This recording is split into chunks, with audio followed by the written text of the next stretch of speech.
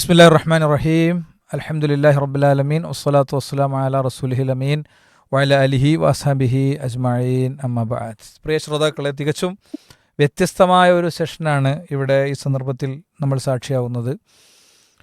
കഴിഞ്ഞ കുറേ കാലമായി മലയാളി പൊതുസമൂഹത്തിൽ ഖുർആൻ പഠനത്തിൻ്റെ കാര്യത്തിൽ ഒരു അടിപൊളി ബ്രാൻഡായി മാറിയ, പുതിയ കാലത്തെ കുട്ടികളുടെ ഭാഷയിൽ പറഞ്ഞാൽ അത്രയും മനോഹരമായ ഒരു സംരംഭമായി മാറിയ അന്നൂറിൻ്റെ 15ാം മൊഡ്യൂളിൽ നൂറുകണക്കിന് വ്യക്തികൾ പരീക്ഷ എഴുതുകയും അതിൽ നിന്ന് ഒരേ മാർക്കിലോ അല്ലെങ്കിൽ കട്ട് ഓഫിൽ ഒരു നിശ്ചിത മാർക്കിനുള്ളിലോ വന്ന നമ്മുടെ പഠിതാക്കളിലെ ഏറ്റവും നന്നായി പെർഫോം ചെയ്യുന്ന വ്യക്തിയെ കണ്ടെത്താനുള്ള 1, 2, 3 റാങ്കുകാരെ കണ്ടെത്താനുള്ള നമ്മളുടെ ഒരു വൈവയാണ്, ഫോൺ ഇൻ വൈവയാണ് നടക്കുന്നത്. ആ ഫോൺ ഇൻ വൈവയിൽ വ്യത്യസ്തരായ വ്യക്തികൾ നമ്മളോടൊപ്പം ചേരും. ആദ്യത്തെ പഠിതാവ്, ഈ ഒരു വൈവ അറ്റൻഡ് ചെയ്യുന്ന വ്യക്തി റഷീദ ബാനു ആണ്. അവരെ ഒന്ന് പരിചയപ്പെടുത്തിക്കോളൂ. നിങ്ങളെ വീട്, മക്കള്, കുടുംബം, അങ്ങനത്തെ ഡീറ്റെയിൽസ് ഒന്ന് പറഞ്ഞോളൂ. സ്ഥലം മഞ്ചേരി. കേൾക്കുന്നുണ്ടോ? ഉണ്ട്, കേൾക്കുന്നുണ്ട്. പിന്നെ 3 കുട്ടികളാണ്, ആൺകുട്ടികളാണ്, 3 ആൺകുട്ടികളാണ്. പിന്നെ ഹസ്ബൻഡും ഉണ്ട്. ഹസ്ബൻഡ് എന്താ ജോലി? പിന്നെ പ്രത്യേകിച്ച് ജോലിയായിട്ടൊന്നുമില്ല. വീട്ടിലാണ്. 3 ആൺകുട്ടികളും. ഇല്ലല്ല, വീട്ടിൽ തന്നെയാണ്. ആൺകുട്ടികളും 3 ആളും ജോലിക്ക് പോകുന്നുണ്ട്. കുട്ടികള് എന്ത് പ്രായമുള്ള മക്കളാ? വലിയവന് 31 വയസ്സായി, രണ്ടാമത്തോന് 26 വയസ്സ്, മൂന്നാമത്തോന് 20 വയസ്സ്. കല്യാണം കഴിച്ചോ മൂത്താള്? കല്യാണം കഴിച്ചു, ഒരു കുട്ടിയുണ്ട്. ഓക്കെ. അപ്പോൾ നിങ്ങൾ സാധാരണ അന്നൂറ് തുടക്കം മുതൽ തന്നെ സ്ഥിരമായി ഈ മോഡ്യൂളാണ്. ഈ മോഡ്യൂളാണ് ആദ്യമൊക്കെ കുറച്ചിട്ട് നോക്കിയിട്ടുള്ളൂ. ഈ മോഡ്യൂളാണ് ശരിക്ക് ശ്രദ്ധിച്ച് നോക്കിയിട്ടുള്ളത്. നിങ്ങളെ പഠിക്കാൻ സാധാരണ ഉപയോഗിക്കുന്ന സമയം എപ്പോഴാണ്? അത് ഞാൻ ക്ലാസ്സുകൾ ഇങ്ങനെ രാവിലെയൊക്കെ അടുക്കളയിൽ വെക്കും, അങ്ങനെ കേൾക്കല്. പിന്നെ നോട്ട് എഴുതാൻ പകലൊക്കെ എഴുതിയെടുക്കും. ഒരു ക്ലാസ് ഒന്നിലധികം തവണ കേൾക്കും? കുറെ പ്രാവശ്യം കേൾക്കും, ഒന്നിലധികം കുറെ പ്രാവശ്യം കേൾക്കും. അങ്ങനെ എണ്ണൊന്നുമില്ല. ക്ലാസ്സിനെ പറ്റിയിട്ടുള്ള ഒരു അഭിപ്രായം എന്താണ്? ക്ലാസ് നല്ല ക്ലാസ്സാണ്, എല്ലാം ശരിക്കും മനസ്സിലാവുന്നുണ്ട്. പക്ഷെ നമ്മക്ക് നമ്മളെ പ്രായത്തിൻ്റെതുകൊണ്ട് അങ്ങനെ മനസ്സിൽ ഇങ്ങനെ നിൽക്കൂല. അപ്പൊ അതാണ് വലിയ പ്രശ്നം. നോട്ട് എഴുതിയിട്ടൊക്കെ അങ്ങനെ കുറെ പ്രാവശ്യം വായിച്ചിട്ടാണ് പരീക്ഷ എഴുതിയത്. അല്ലാതെ ക്ലാസ് മനസ്സിലാകാത്ത പ്രശ്നമൊന്നുമില്ല. നമ്മളെ ഇത്രയും 47 വയസ്സായില്ല, അതിനനുസരിച്ചുള്ള ഉണ്ട്, പ്രാർത്ഥനയൊക്കെ ഉണ്ട്. പ്രാർത്ഥന ഇല്ലാത്ത കേടൊന്നുമില്ല. എന്നാലും നമ്മളെ പ്രിയപ്പെട്ട ശ്രോതാക്കളെ,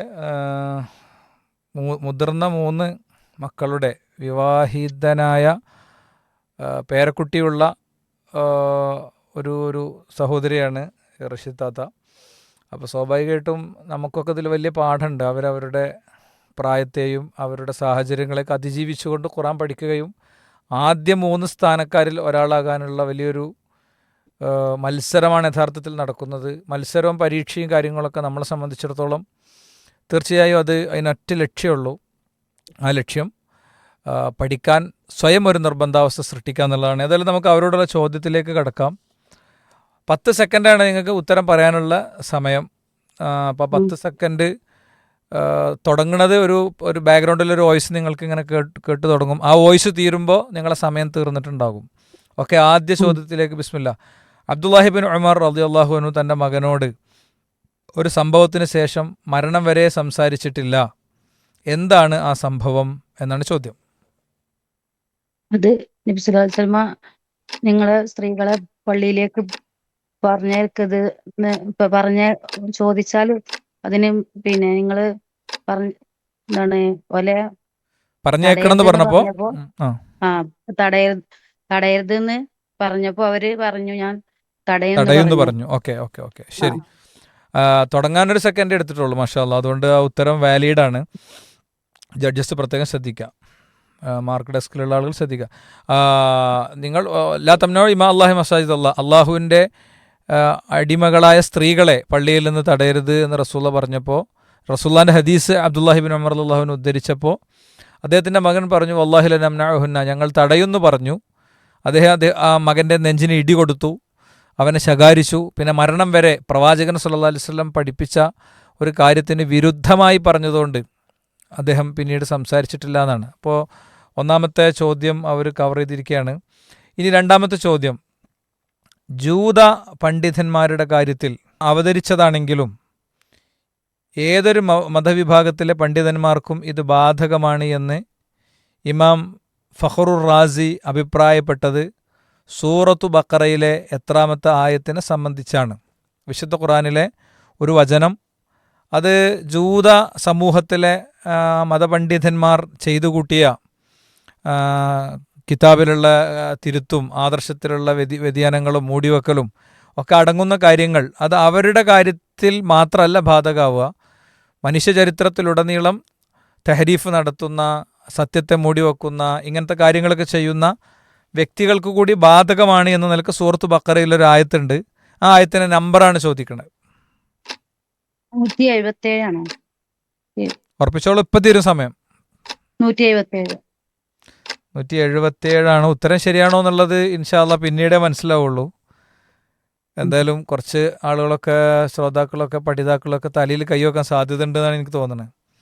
ഓക്കെ, അടുത്തൊരു ചോദ്യം ചെറിയൊരു വിശദീകരണം പോലെ പറയേണ്ടി വരും.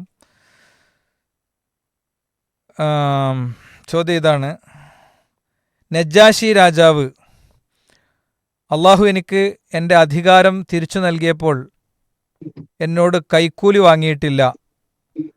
അങ്ങനെയുള്ള അള്ളാഹുവിൻ്റെ വിഷയത്തിൽ ഞാൻ കൈക്കൂലി കൊള്ളുകയാണോ എന്ന് ആരോടാണ് പറഞ്ഞത്? ഏത് സാഹചര്യത്തിലാണ് അദ്ദേഹം ഇപ്രകാരം പ്രതികരിച്ചത് എന്നത് വിശദീകരിക്കുക. നജാശി രാജാവിൻ്റെ ഒരു മറുപടിയാണ്. ഒരു പ്രത്യേക ഘട്ടത്തിലായിരുന്നു ഈ മറുപടി പറഞ്ഞത്. അത് ഏത് ഘട്ടത്തിലായിരുന്നു, ആരോടായിരുന്നു എന്നാണ് ചോദ്യം. ഇത് പിന്നെ അദ്ദേഹത്തിന്റെ അധികാരം ഞങ്ങള് തിരിച്ച് കൊടുത്തപ്പോൾ അങ്ങനെ ഒരു സംഭവമാണ്. ഇത് ശരിക്ക് അധികാരം തിരിച്ച് കൊടുത്തപ്പോൾ അയാൾ പറഞ്ഞതാണ്, അയാൾക്ക് സമ്മാനം കൊടുത്തു.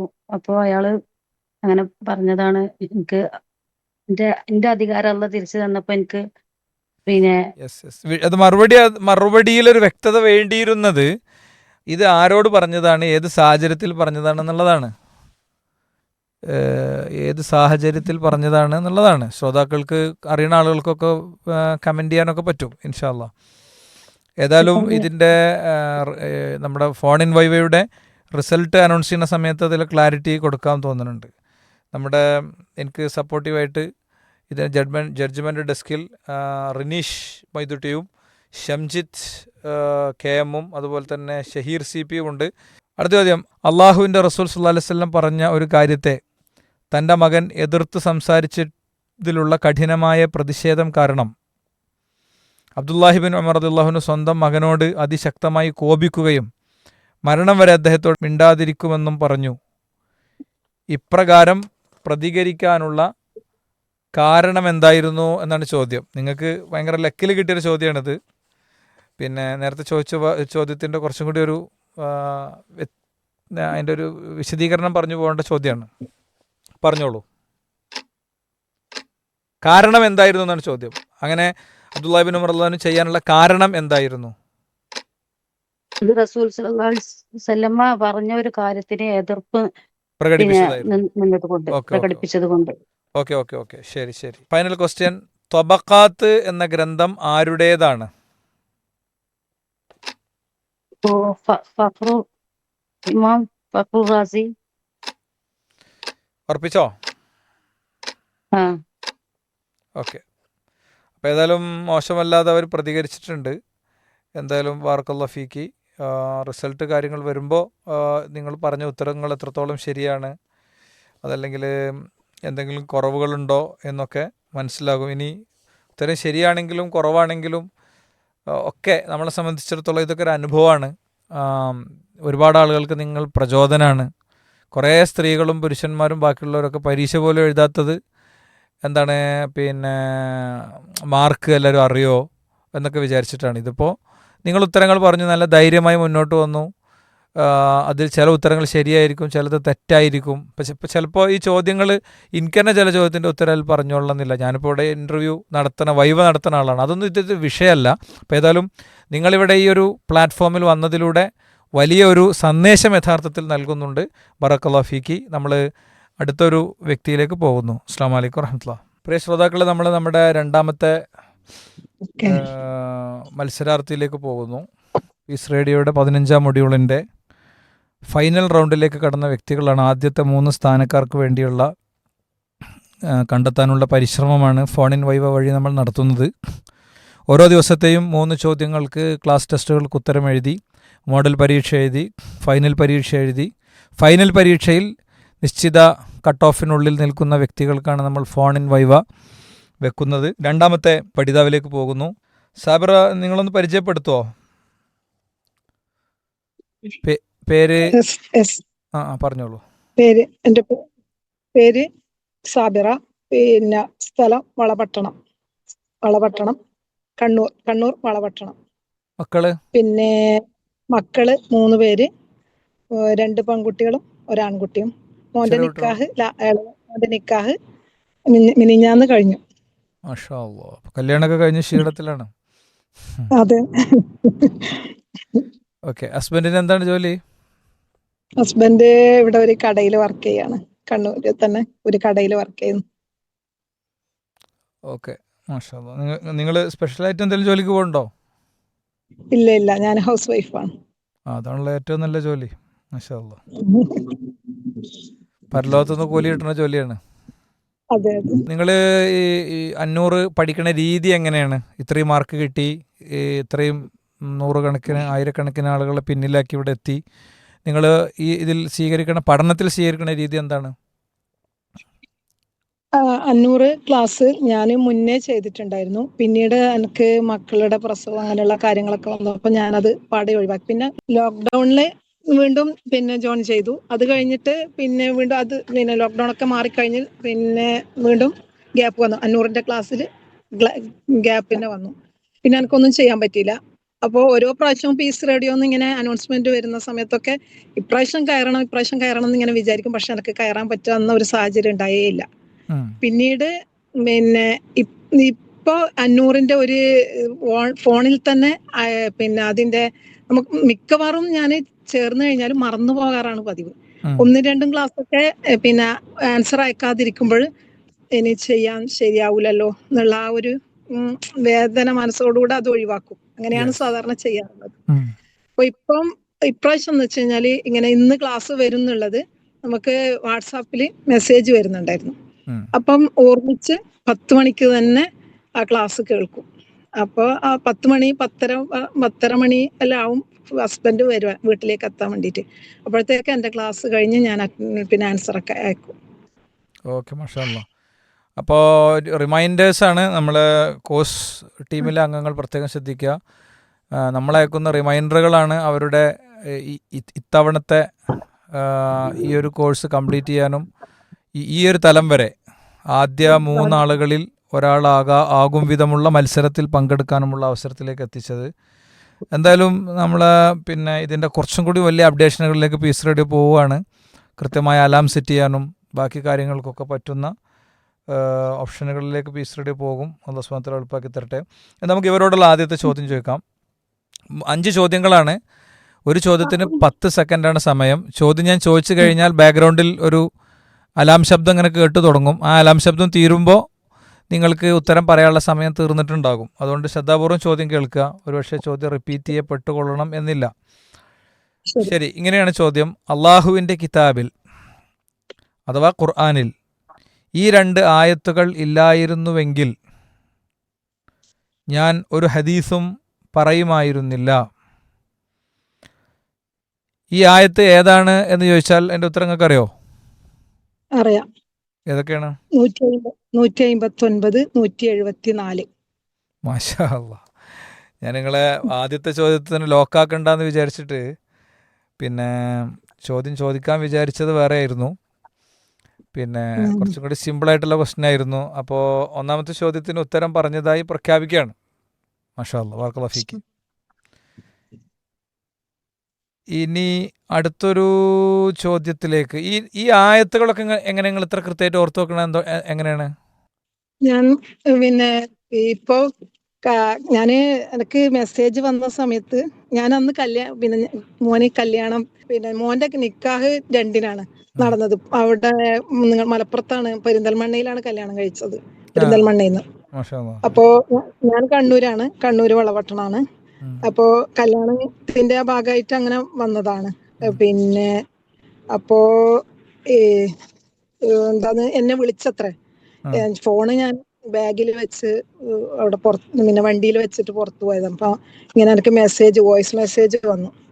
അപ്പൊ അന്ന് മുതൽ ഇങ്ങനെ രാത്രിയൊക്കെ രാവിലെ സുബഹിക്കൊക്കെ എണീച്ച് കഴിയുമ്പം ഇങ്ങനെ ജസ്റ്റ് ഒന്ന് നോട്ടെല്ലാം ഇങ്ങനെ നോക്കി വെക്കും, പിന്നെ നോട്ടം അങ്ങനെ ചെയ്യും. ഇതേതായാലും മാഷാ അല്ലാ വലിയൊരു സ്കില്ലാണ്. ഞാൻ ചോദിച്ചു കഴിഞ്ഞതിൻ്റെ മുമ്പ് നിങ്ങൾ ആയത്തിൻ്റെ നമ്പർ കറക്റ്റ് പറഞ്ഞു. നമ്മളൊന്നിൻ്റെ ഉത്തരം ഇതേവരെ പബ്ലിഷ് ചെയ്തിട്ടില്ല ഒരാളുടേത്. പക്ഷേ നിങ്ങൾ ഈ ഉത്തരം ശരിയാണെന്ന് പറയണേ ഞാൻ കേട്ടോ. ഓക്കെ, ഉത്തരം ശരിയാണ്. മാഷാ അല്ലാ. ഇനി നമ്മൾ അടുത്തൊരു ചോദ്യത്തിലേക്ക് പോകുന്നു. വിപുലവും വിശാലവുമായ കഴിവും കനിവും സ്നേഹവും ഔദാര്യവും ദയയും ഉള്ളവൻ. ചോദ്യം ശ്രദ്ധിക്കുക. വിപുലവും വിശാലവുമായ കഴിവും കനിവും സ്നേഹവും ഔദാര്യവും ദയയും ഉള്ളവൻ എന്ന അർത്ഥത്തിലുള്ള അള്ളാഹുവിൻ്റെ പേര് ഏതാണ്? അൽബിർ. അൽബിർ ആകുമ്പോഴേ ഉത്തരാകുള്ളൂ, അല്ലെങ്കിൽ ഉത്തരം തെറ്റാണെന്നാണ് വരിക. ഓക്കെ. രണ്ടാമത്തെ ചോദ്യവും നല്ല ഭംഗിയായി അവർ കൈകാര്യം ചെയ്തിരിക്കുന്നു. പഠിതാക്കൾ ശ്രദ്ധിക്കുക. പിന്നെ വളരെ വേഗത്തിലാണ് അവരുടെ ആൻസറുകളൊക്കെ വരുന്നത്. അത് നമുക്ക് വളരെ അഭിനന്ദനം അർഹിക്കുന്നൊരു കാര്യമാണ്.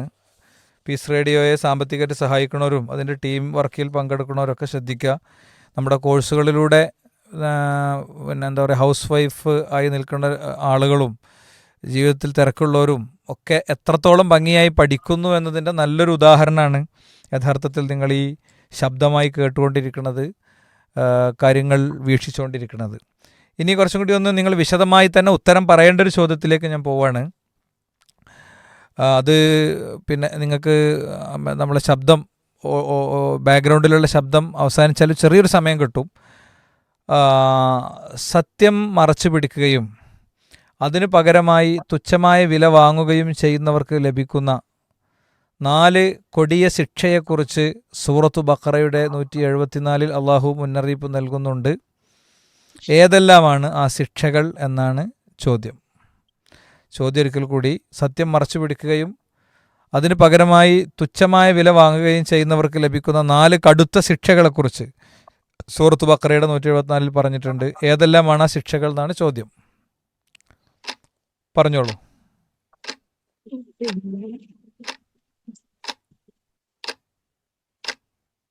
സൂറത്തുൽ ബഖറയിൽ